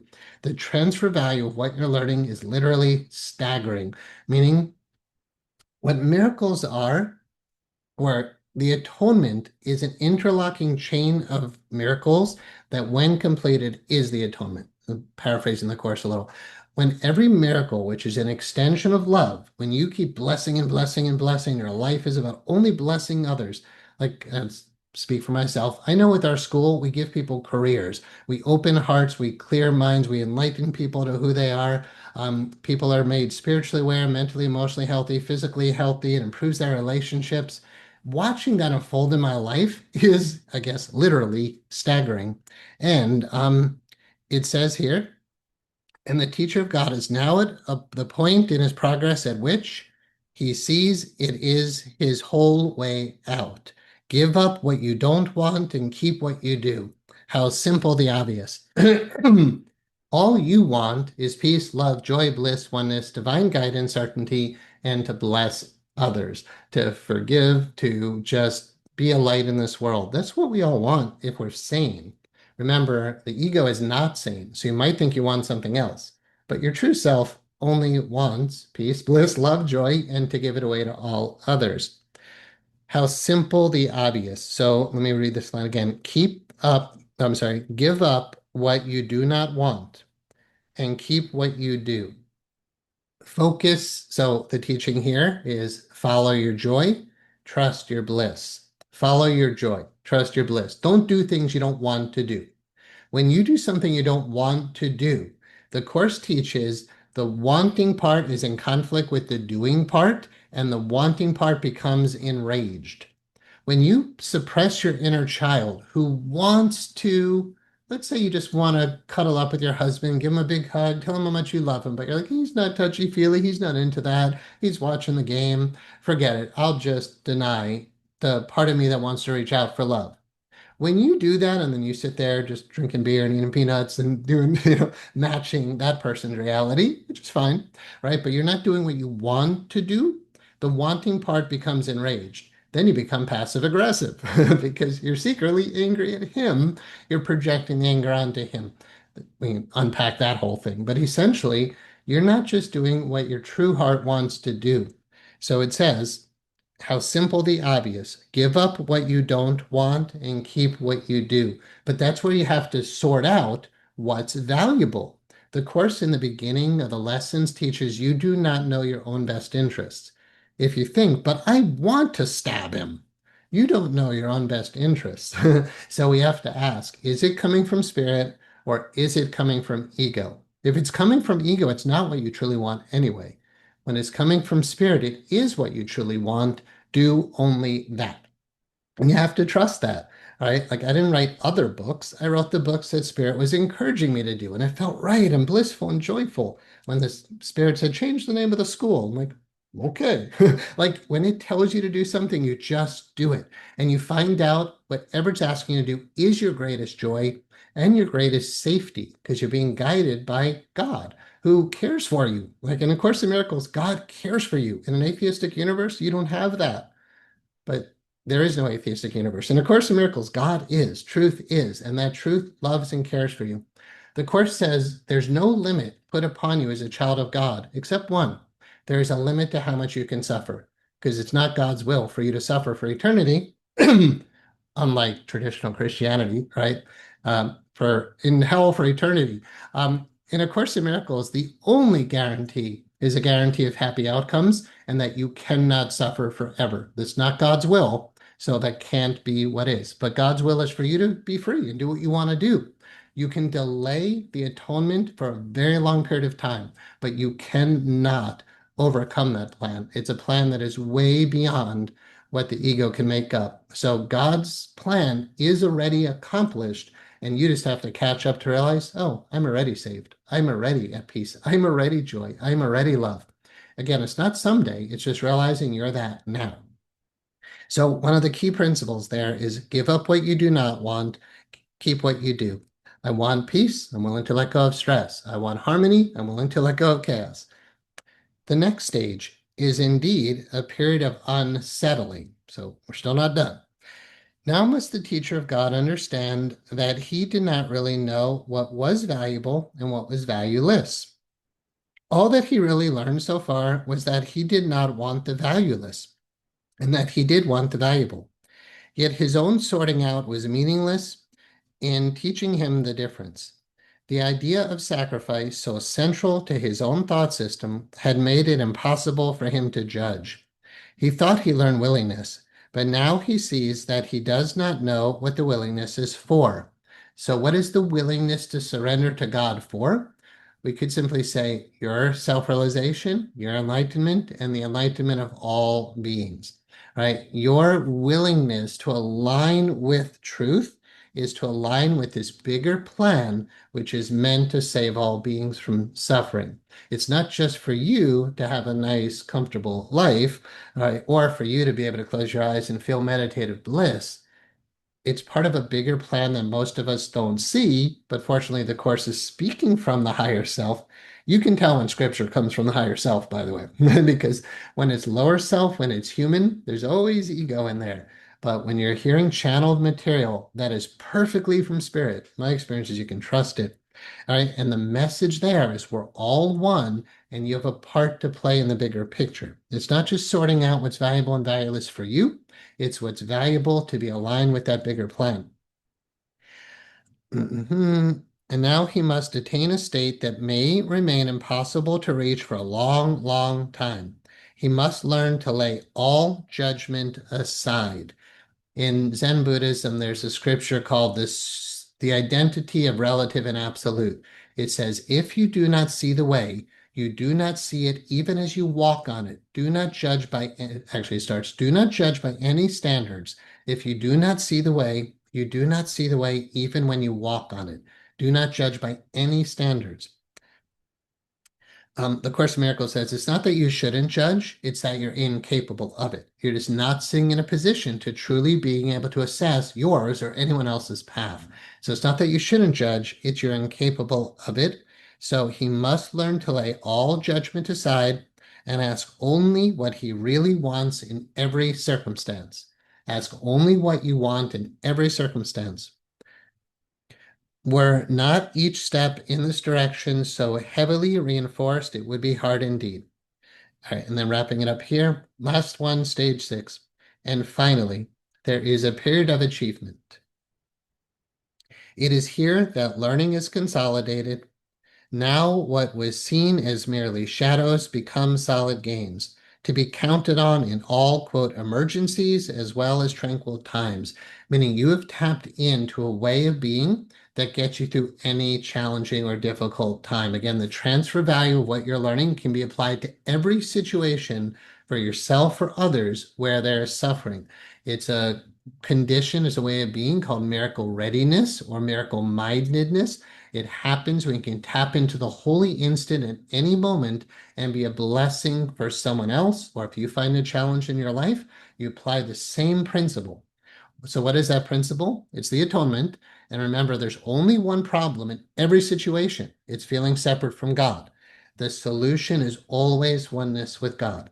Anytime you think there's some other solution, you're turning to the ego.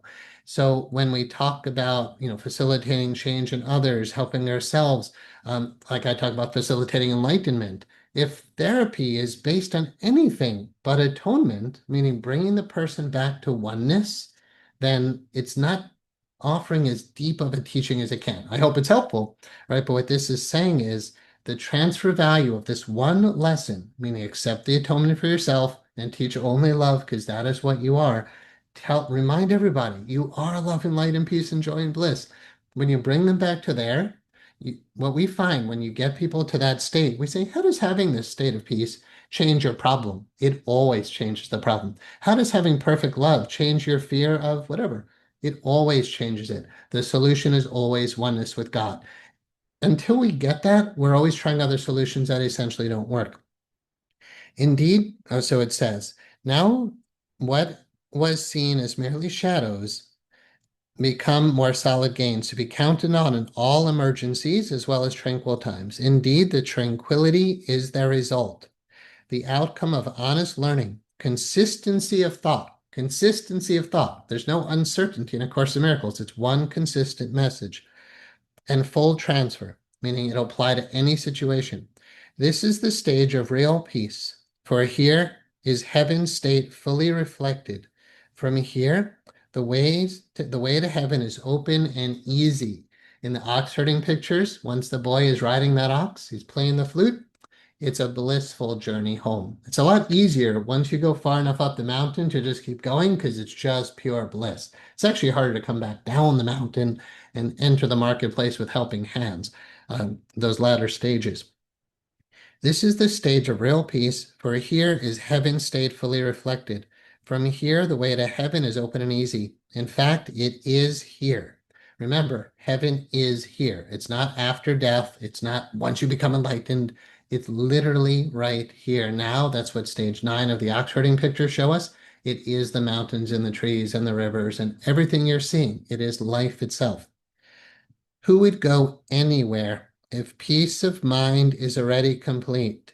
And who would seek to change tranquility for something more desirable? What could be more desirable than this?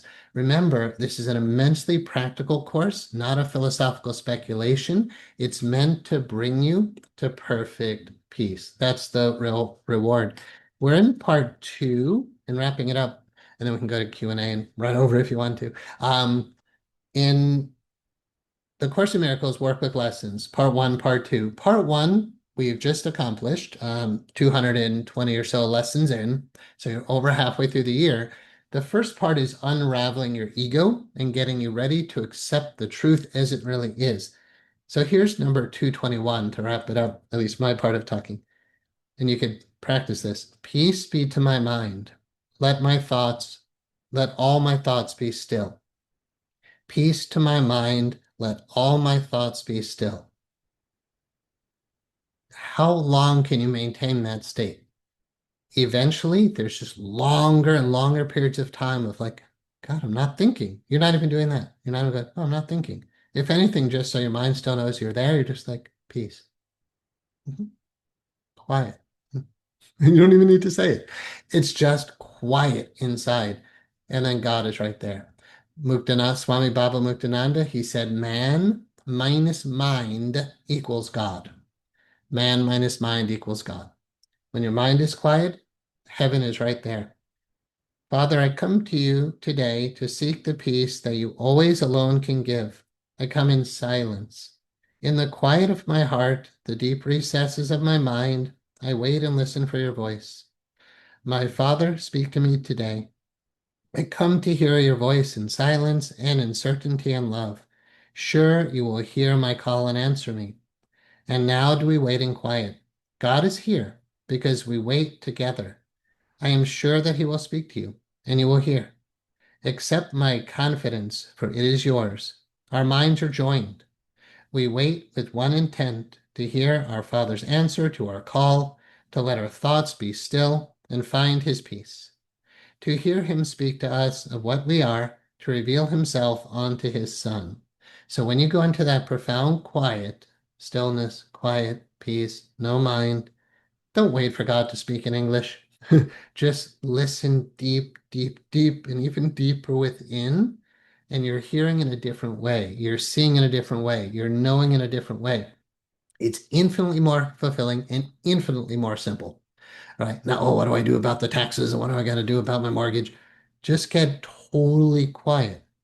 And in that peace, there are answers. But it's just not necessarily the form you would think.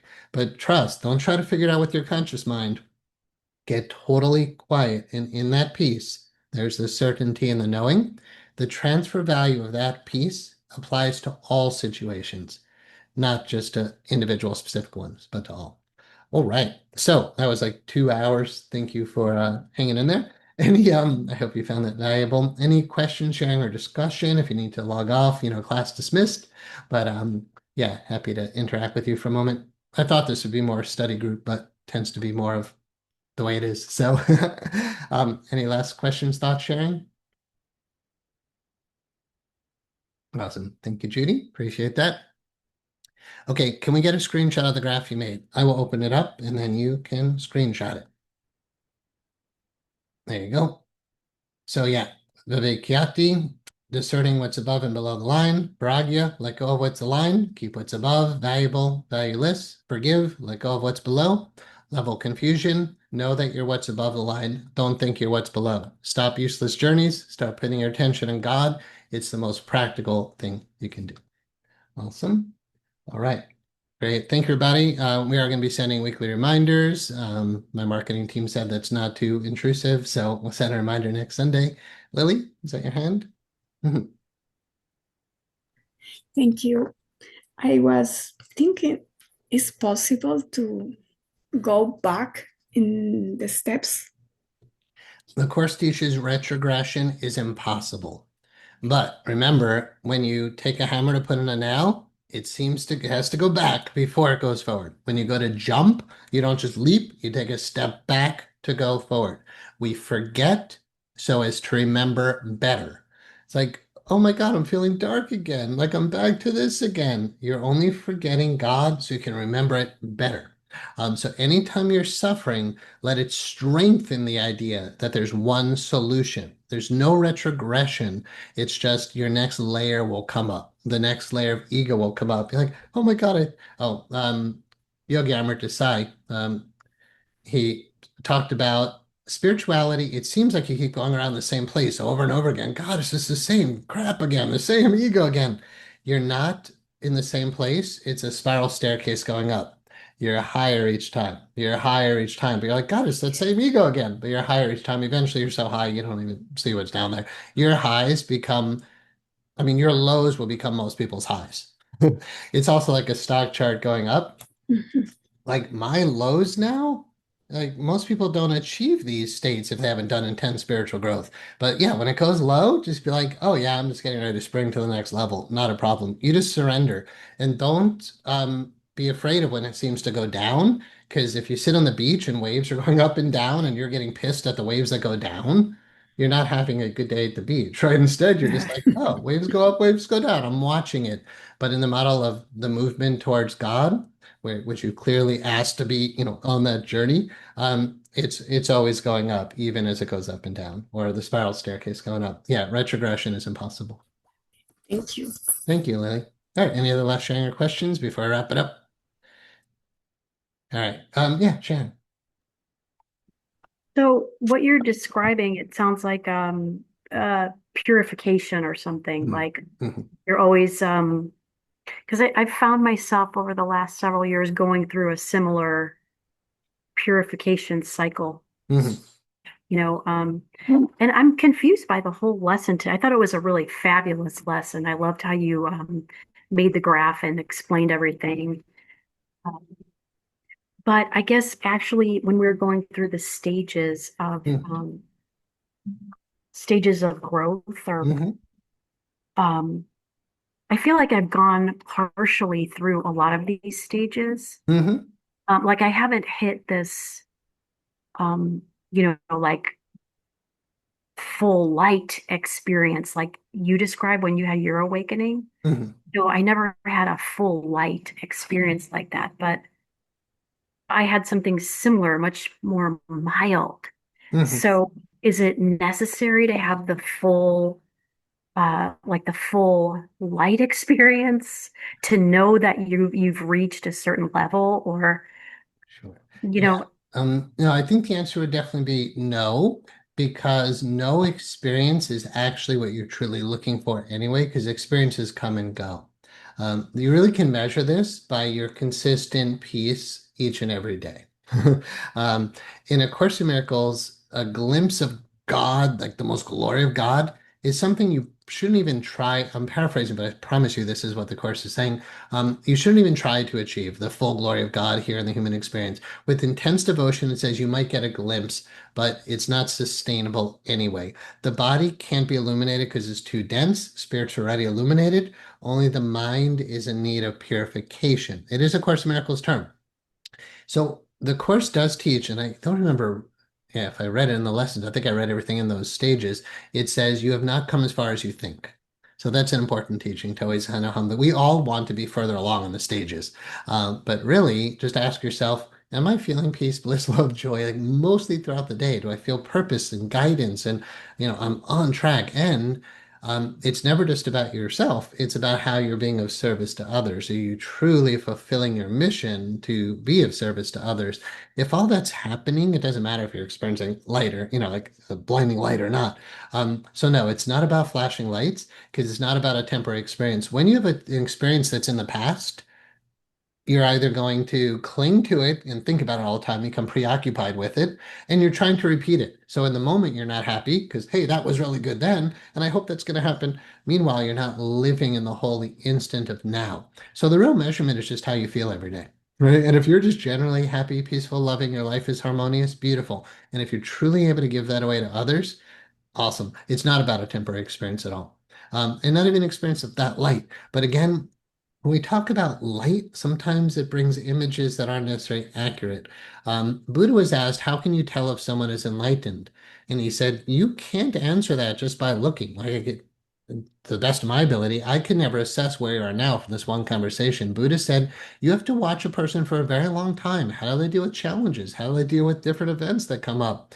It's when you really see someone's consistency of peace, the consistent love and the consistent giving. To me, that's what it comes down to. So I hope that helps. But yeah, very much. Thank you. yeah, definitely. Yeah, study the Oxfording pictures. Those are super valuable. And you might assess like, where am I at with that? But also study the stages of samadhi. Even samadhi isn't an experience, it's an absorption in meditative bliss and oneness and peace that you can, I don't want to say should, right? But you can tap into it every single moment. If you can tap into that at every moment, then you basically just need to keep meditating more, right? And that I would never say someone should feel like they're done or they're through enough stages. So yeah, just you just keep putting more time into it. But the course does teach it's not about time. You could spend hours and accomplish nothing, but it's like quality time on the meditation cushion where you tap back into the eternal. And if you're able to be in that state every day, then yeah, you're pretty good. But there are definitely stages that the masters map out that I think we could all humbly look at and just say, all right, like read Autobiography of a Yogi. And if you're like, I'm not living at those standards, then puts you in beginner's humble mind and says there's always something more. Good. Mhm. All right, cool. Thanks, Sharon. Thank you. Appreciate you. All right. Good. Let's wrap it up. Thank you, everybody. Have a wonderful night. I appreciate you being here. Yeah, we'll send a reminder next week and we'll see you next Sunday. Good night, all. Thank you. Thank you.